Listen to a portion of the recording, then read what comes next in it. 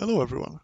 Today I'll be sharing some tips for anyone interested in playing Wasteland 3, an entertaining turn-based role-playing game which in my opinion was snubbed in the 2020 Steam Game Awards. I spent a little over 50 hours with this game, finished the main campaign, most of the side content and thoroughly enjoyed it. I'm not an expert on this game, these are just some notes I made while playing and thought I'd share for anyone seeking knowledge before they dive in. First off, you'll want to have a salesman character with maxed out bartering who stays at your HQ for when you sell junk or buy items for a percentage increase and decrease in their sales prices. The secret weapon of the barter character is the perk called Antiques Appraiser. It only has a 5% chance to activate, but when it does, your junk items to sell for 40 times their value. That may sound like a low chance to work, but when you're looting everything you come across, it works more often than you'd think. When you drop off a load of junk after a big run somewhere, assuming you're using the barter character to sell it, the perk can proc multiple times, leaving you with potentially thousands instead of the pocket change you'd normally get without it. Money can be a little hard to come by in this game, and some of the late game weapons can be very expensive, so this perk is a must-have. Other non-combat characters you can create to make your life easier are a weapon mod character and armor mod character, since you'll want your main crew to have skills that will help you out on your runs. Speaking of your main crew, it's best to go all in on builds. You'll want a group of specialists with each character having 2 or 3 skills. The jack of all trades character isn't going to help much in this game.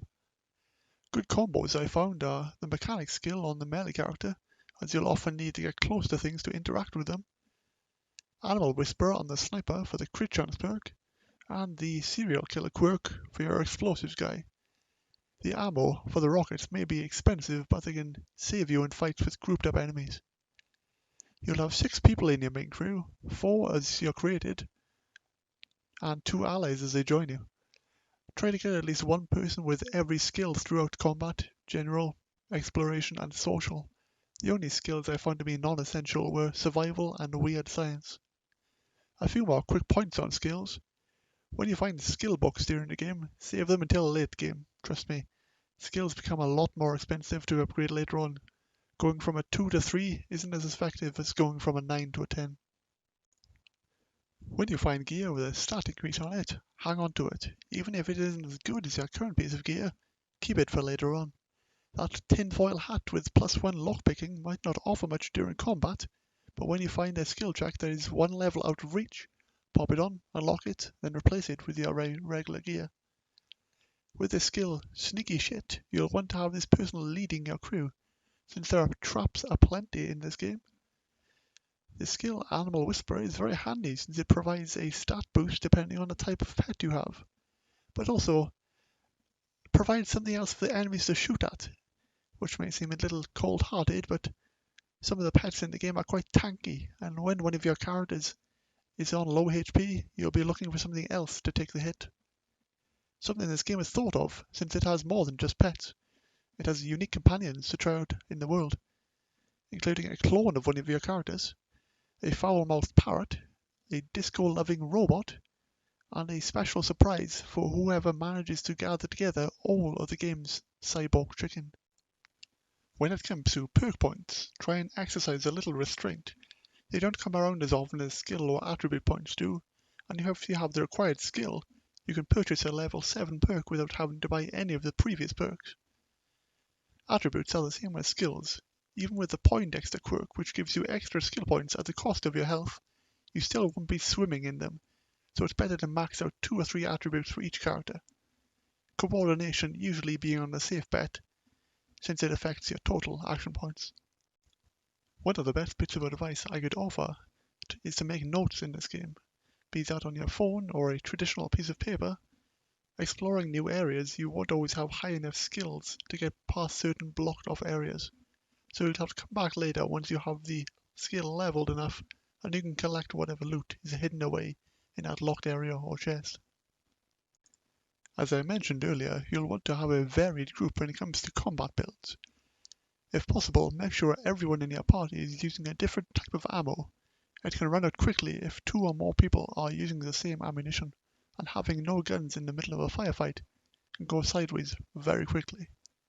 Ammo is quite scarce in this game, unless you're willing to be constantly spending money at every vendor you come across. Once you're well stocked on ammo, each character can have 2 weapons on them at one time, which can be freely swapped between in combat. So once you get around to mid-game, you're going to want to have one regular weapon and one energy weapon to better deal with both human and robotic enemies. Here are a few garden variety tips. The shift key is to highlight interactable objects in the game. You'll be using this a lot. The control key is used to target things outside of combat. Shooting something with your sniper character before combat has officially begun is going to be a good idea when you're certain the person cannot be interacted with. Double left click on the character's portrait in the bottom left to snap back to them when looking around the map. You can call for a tow, which is a free fast travel back to HQ anywhere on the overworld by pressing the radio on the top of the screen. When you're out in the overworld, beware areas of radioactivity. They aren't very common, but your entire crew's health will fall fast.